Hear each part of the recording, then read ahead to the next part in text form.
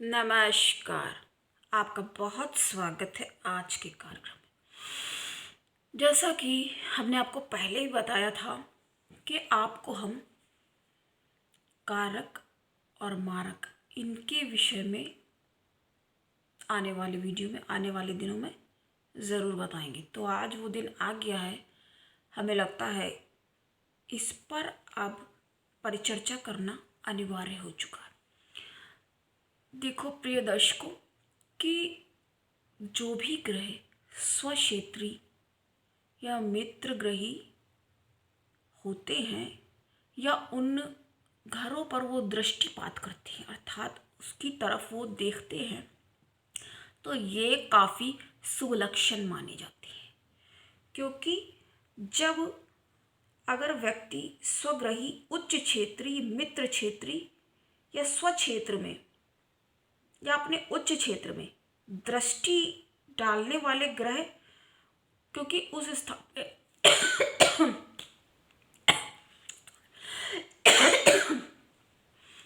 क्योंकि उस स्थान में वो ग्रह वृद्धि कर देते हैं, इसलिए इनको काफ़ी अच्छा माना जाता है। तो आज का कार्यक्रम हम शुरू करते हैं। उससे पहले जिनका भी आज जन्मदिन है उन सभी को जन्मदिन की ढेर सारी बधाई। देखा आपने, तबीयत थोड़ी हमारी भी सही नहीं है, लेकिन काम रोकना तो, क्योंकि हमें लगता है आप भी देख रहे होंगे रहा कि आ रहा है वीडियो या नहीं। कई बार ना करो तो पूछने भी लग जाते हैं लोग कि देखिए 1-2 दिन हो गए आपने कुछ बताया नहीं। तो हम इसके बारे में आज बात करेंगे। अब जैसा कि हम लोग बात करते हैं, तो चर्चा का विषय आज हमने रखा है, जितना देखिए हो पाएगा उतना करेंगे, नहीं तो फिर आगे कंटिन्यूड हो जाएगा, कंटिन्यू रहेगा रिमेनिंग पार्ट। जैसे पिछले वाले में भी हमने ऐसे किया है, जो जैसे कोई कोई टॉपिक रह जाता है बताने से, तो उसको हम क्या कर देते हैं, कंटिन्यू कर देते हैं आगे, रिमेनिंग पार्ट से बचा रह गया। तो हम सबसे पहले बात करते हैं मेष लग्न की, क्योंकि मेष लग्न में जो शुक्र हैं, जो कि सभी सुखों के कारक हैं, ठीक है, वो उनमें बहुत ऊर्जावान होते हैं, बहुत साहसी हिम्मती पराक्रमी शौर्यवान होते हैं, ठीक है, लेकिन उनके साथ दिक्कत क्या पेश आती है, उनको समस्या हो जाती है शुक्र से। तो इसको समझना होगा। तो वो उनके लिए मारक का कार्य करता है। जी हाँ, मारक का काम करता है। मारक का मतलब क्या हुआ, मारण।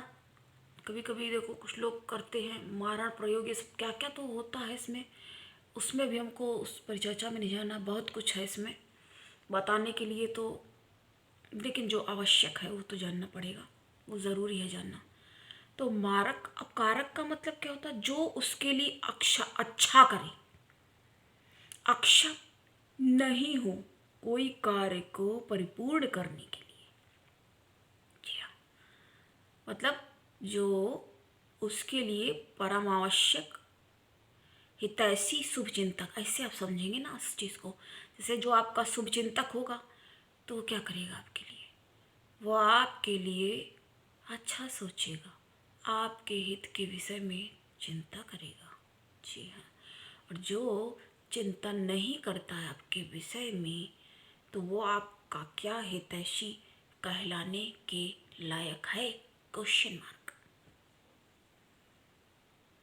आप बताइए अब हमें ये सोच के और समझ के। जैसे अब ये किए है कि शनि के नाम से महत्वपूर्ण ये बात है यहाँ पे कहना कि जनता को डराते धमकाते रहते काफ़ी पंडित वगैरह, राहु केतु वगैरह के नाम से, क्योंकि ये थोड़ा वैसे ग्रह माने गए हैं ना, क्रूर ग्रह इनको माना गया है, तो इनके नाम से डराते हैं लोग। तो क्यों डराते हैं, इन्हीं कारणों से। हर समय वही थोड़ी होती। देखो इनका कारण शनिदेव का इसलिए कह दिया जाता है क्योंकि ये मेनली एक कर्मों के कर्म अधिपति है ना, दंड देते हैं, पुरस्कार भी देते हैं। तो यहाँ बात हम लोग कारक मारक की कर रहे हैं। लेकिन तो ये हो जाता है मेष लग्न की कुंडली में। और कौन होता है? एक हमने बताया शुक्र, काफ़ी पीड़ादायक हो सकता है ये व्यक्ति के लिए। उसको कैसी पीड़ाएं सामने आएंगी? उसको तरह तरह की पीड़ाएं सामने आएंगी। अगर वो कोई पुरुष है तो उसका स्त्री जीना हराम करके रख देगी, उसका जीना हराम किए रहेगी। अभी बहुत सारे हमें पता है एग्जाम्पल, बहुत सारी बातें हैं बताने को, पर आपको भी हम उतना ज़्यादा नहीं, एक तो आपने हमसे पूछते भी नहीं हैं ज़्यादा क्वेश्चन, उतना ज़्यादा बताना भी हम आवश्यक नहीं समझते हैं। जितना देखिए ज़रूरी है बताना वो हम आपको ज़रूर बताएंगे। और कौन होता है? मेष लग्न की बात हम कर रहे हैं। एक बुध, रोग रिपु ऋण का स्वामी बनने की वजह से बुध यानी बुद्धि में तरह तरह की समस्याएं वो प्रदर्शित करेगा ज़रूर।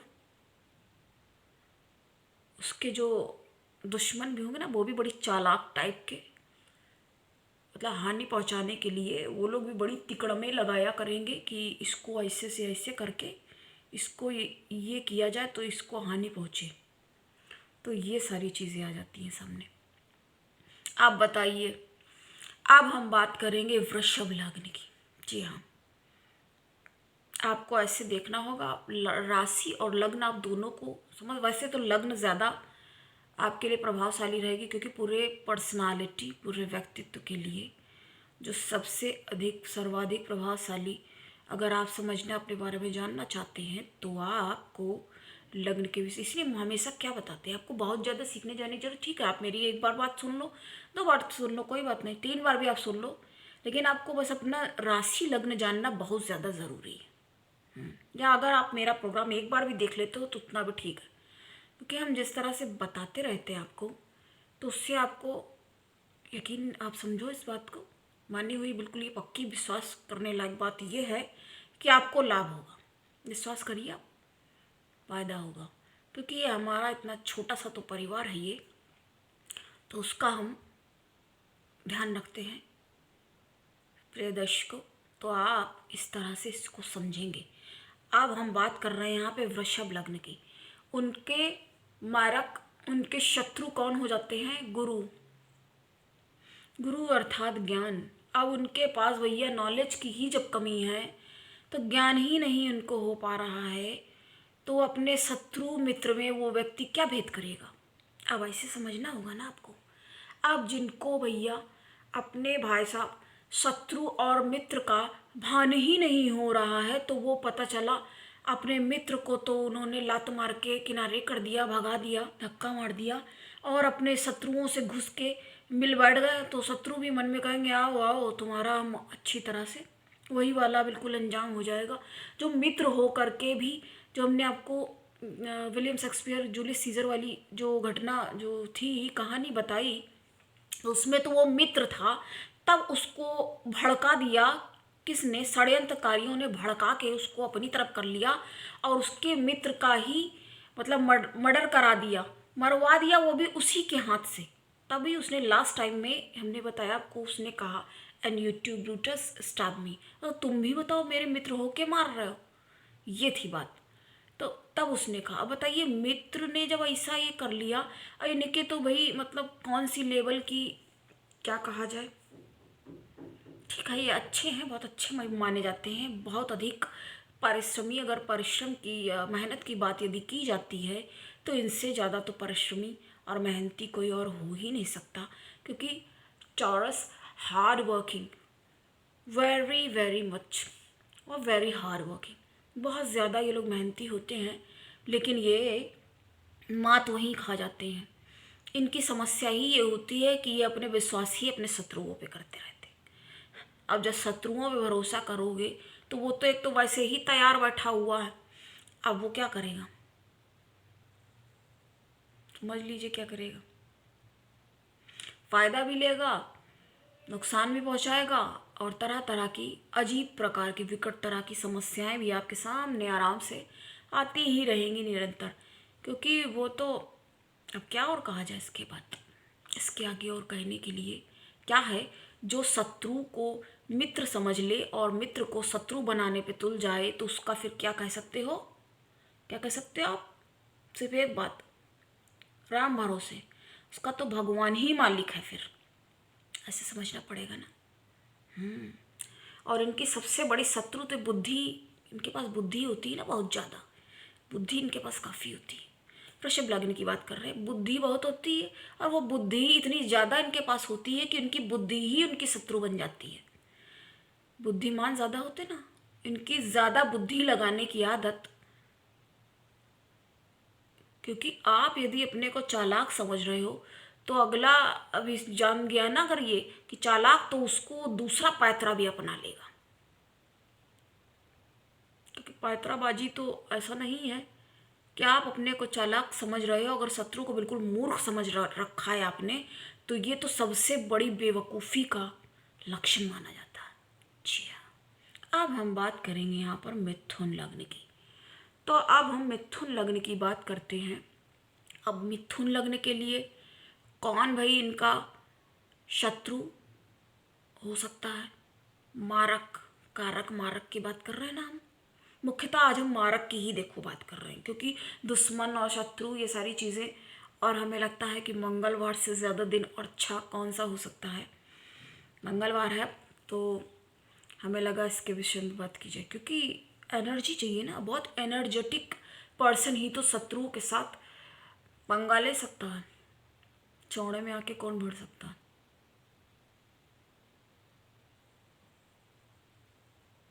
हिम्मती, साहसी, एनर्जेटिक, सूरवीर,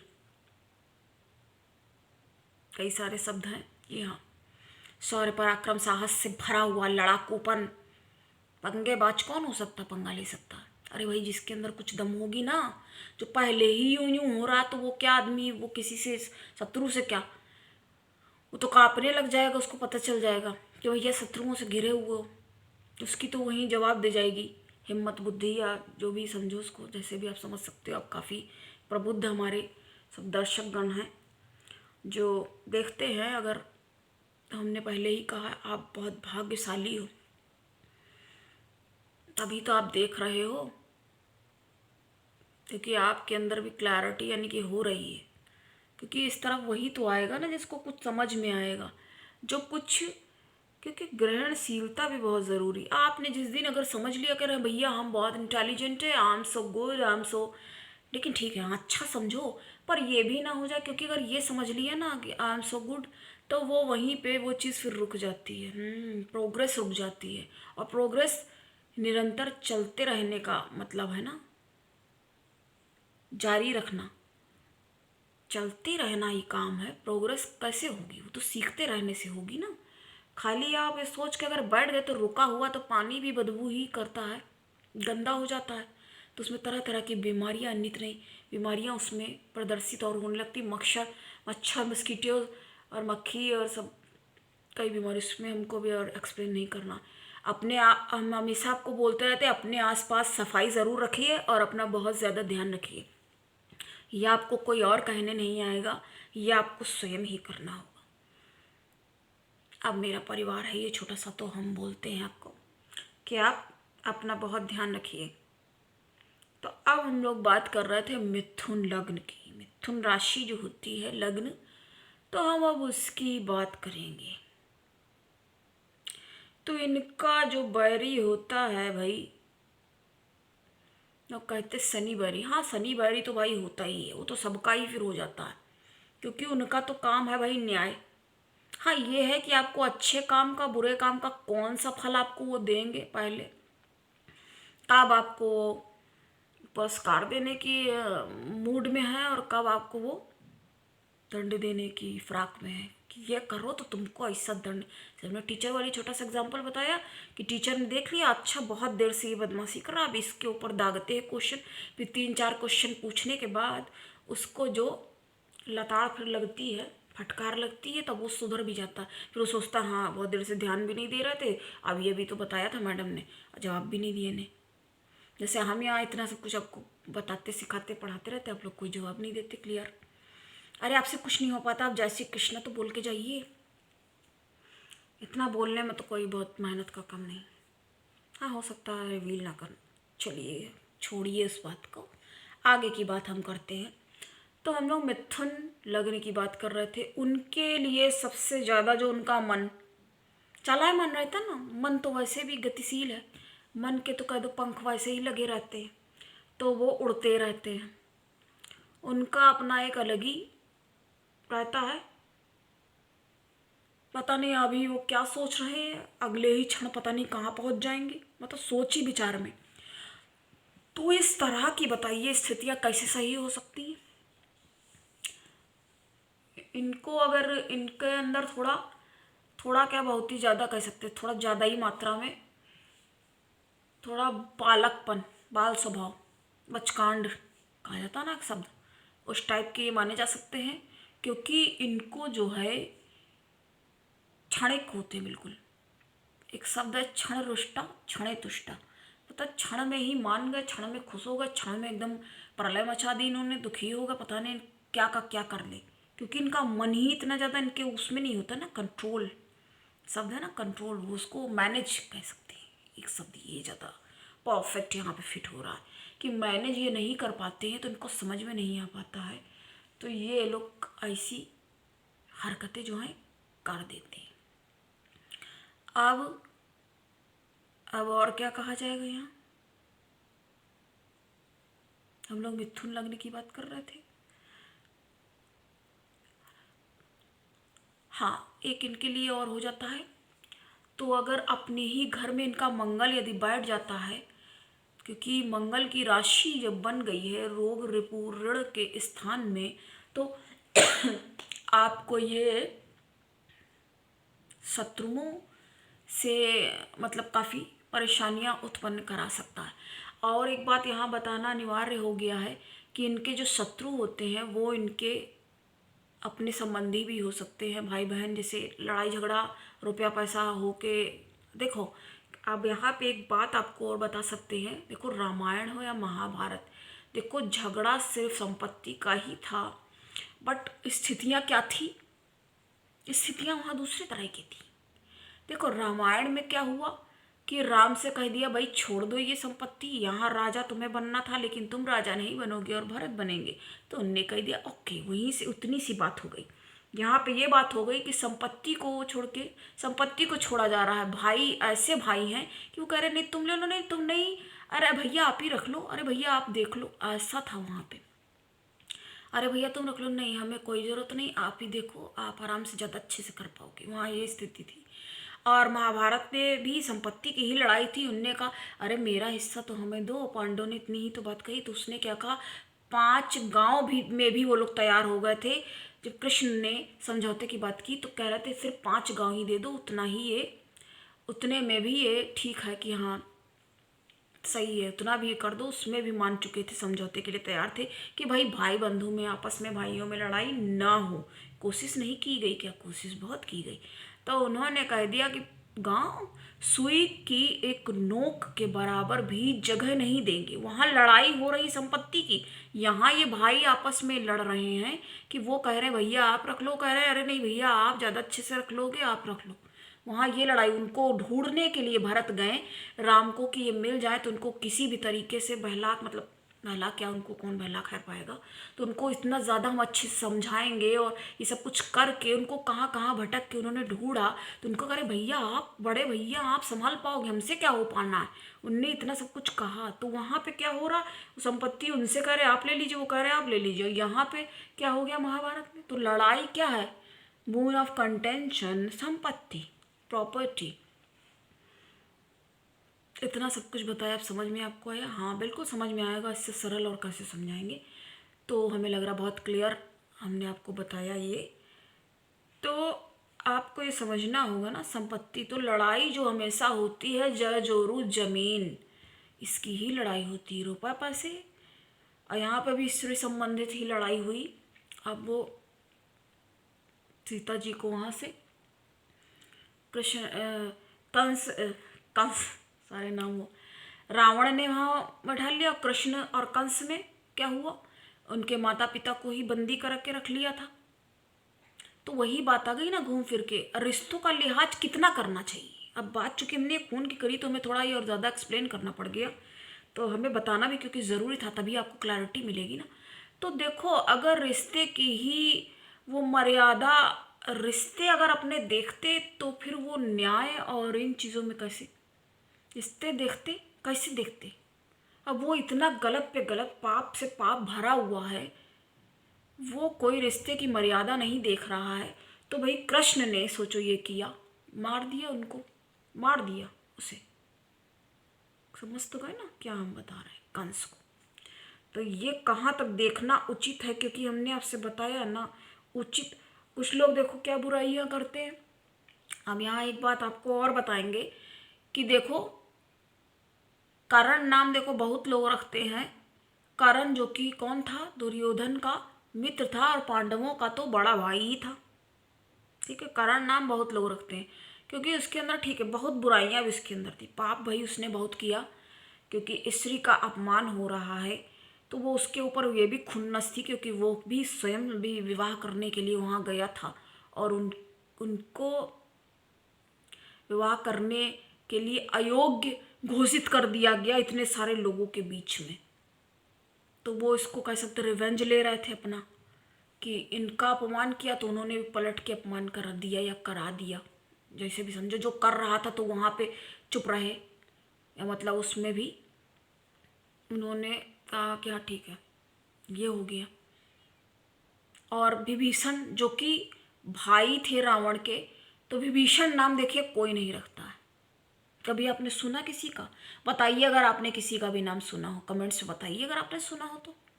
विभीषण नाम कोई नहीं रखता। क्यों नहीं रखता है? क्योंकि रावण कैसे भी हो, वो तो मित्र की बात थी दुर्योधन और कर्ण की, कि वो मित्र होकर इतना साथ एक दूसरे का दिया, गलत सही कुछ नहीं, साथ दिया।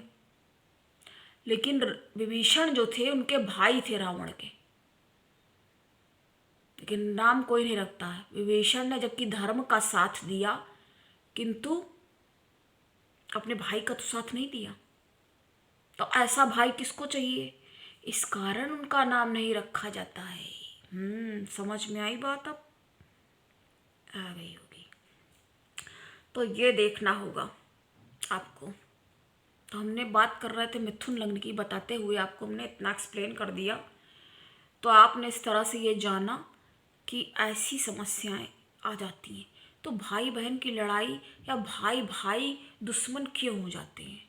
संपत्ति के कारण। और जबकि देख लीजिए, मर के सब चले जाएंगे, अरे 70 80 नहीं, 90 100 साल, 100 120 चलिए मान ली जाती, 110, वहाँ तक खैर 110 5 तक तो कोई पहुँचता भी नहीं है।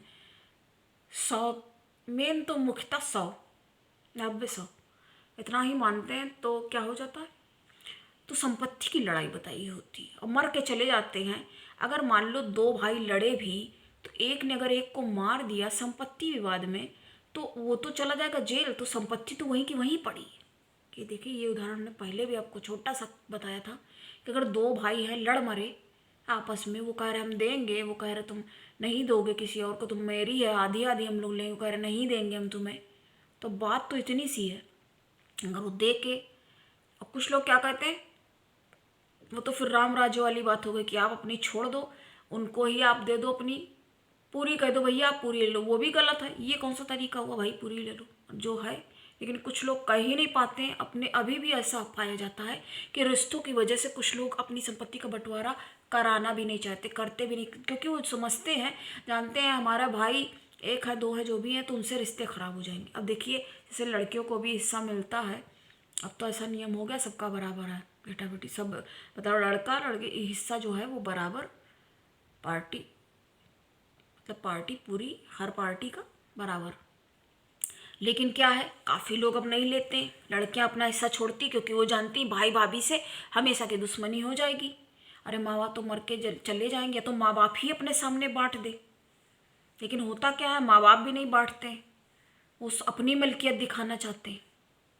तो कैसी कैसी समस्याएं। तो कुल मिला के इन शॉर्ट क्या आता है सामने, यही आता है कि इंसान कितना स्वार्थी, अपनी सत्ता मतलब बनाए रखने के लिए माँ बाप देखो नहीं बांटते हैं, भाई भाई दुश्मन बन जाते हैं, भाई भाई आपस में दुश्मन बन जाए, बहुत ही ज़्यादा कोई वैसे हो ना लड़े मरे, वो बात अलग है। अगर एक भाई दो भाई हैं आपस में लड़ते हैं, तो एक ने अगर एक को मारा भी तो अगला जेल चला गया, तो संपत्ति का उपभोग कौन कर रहा है? वो तो पता चला जो पट्टेदारी, वो जो बाकी बच्चे खुचे रिश्तेदार जो हैं, पता नहीं दूर के हैं कहाँ के क्या हैं, वो लोग आकर के बाद में, तो ये भी हो जाता है। तो ये इसको ही क्या कहेंगे? अब उचित मानसिकता किसी के पास नहीं है, ये कह सकते हैं इसको, क्योंकि उनको इस चीज़ का भान ही नहीं हो रहा है कि वो आखिर कर क्या रहे हैं। तो रिश्तों की मर्यादा कहाँ देखनी है और कहाँ नहीं देखनी है, सब कुछ देखना समझना पड़ता है। क्या इस युद्ध को नहीं टाला गया? हम पहले बता चुके, बहुत टालने की कोशिश करी गई है, लेकिन क्या हुआ? सभी हुआ। अब बताइए, गांव लेकर के भी वो तैयार थे कि चलो ना हो, तो वो भी अपने अधर्म पे लगा हुआ था। कौन? दुर्योधन। जी हाँ, वो अधर्म में बिल्कुल लेश मात्र उसने कोई चिंता नहीं की। अब वो अपने धर्म में लगे थे भीष्म पितामह, तो उनको लगता था कि हम जो कर रहे हैं, बस ये कहा कि जो सेवा करेंगे सेवक बन के, और पिता की छवि देखेंगे जो भी सिंहासन में बैठ जाए। बताइए, ये कौन सा तरीका था? ठीक है, धर्म ज्ञान था, लेकिन उनकी भी कहानी बता चुकी है, ऐसे से ऐसा हो जाता है, ऐसा होता है। तो ये स्थिति हो गई थी। अब नाम विभीषण क्यों नहीं रखा जाता है? क्योंकि उसने ही तो राम जी को बता दिया था ना कि भाई रावण है, 10 सर इसने काट के बड़ी तपस्या शिव की कर डाली है, तो इसको, इसकी नाभि में अमृत है और इसके जब मारेंगे तभी ये मरेगा। उसका ये जो एक सीक्रेट था, इसीलिए कहा जाता है, क्या कहा जाता है कि भाई को भी पता नहीं वो कब दुश्मन, लोग बड़ी मित्रता में अपनी पता नहीं कौन कौन सी बातें बता डालते हैं। इसलिए कभी अगर आप किसी भी बात को सीक्रेट अपनी रखना चाहते हैं, तो उसको किसी को बताना जल्दी नहीं चाहिए। जल्दी क्या, बताना ही नहीं चाहिए। अरे जब आप अपने तक खुद नहीं रख सकते, तो दूसरा आपकी सुरक्षा बात की क्यों करेगा? वो खुद सोचेगा भैया इनको नहीं, इतना नहीं छुपा के रखनी थी, बात सीक्रेट रखनी थी, तो इन्होंने बताया ही क्यों, किसी और को क्यों बताया, हमें भी क्यों बताया, उसको ये लगेगा ना, तो वो तो इसलिए ज़रूर बता देगा। क्यों नहीं रखा जाता विभीषण नाम? क्योंकि जिस समय राम मार भी रहे थे, तो ये सही काम होने के बाद ज़्यादा उत्साहित, ज़्यादा बार बार ज़्यादा बोलना, वो भी तो गलत है ना। एक तो भाई को मार रहा है, बार बार उसको ही बता रहा है, इसके पेट में मारिए, नाभि में मारिए, ये तीर मारिए, ये ऐसे करके वो कई बार उसने ये बात बोली, तो बाकी लोग भी देखने लगे। बताओ, एक तो मार तो वो देंगे ही, मारा जा रहा है, जो भी हो रहा है, तो कहाँ पे आप, यहीं से तो सब बातें हमने आपको एक बात नहीं शायद बता चुके हैं, लेकिन पता नहीं यहाँ हमने, फिर भी हमें बताना लग रहा है ज़रूरी है। देखो, अगर कोई व्यक्ति है, चाहे वो कोई भी हो सकता है, कोई है, तो वो मंदिर में जाके भी पाप कमा लेगा और वो घर में बैठ के भी पुण्य कमा लेगा। ये तो सारा जो काम है वो अपनी सोच पे, मानसिकता पे है ना।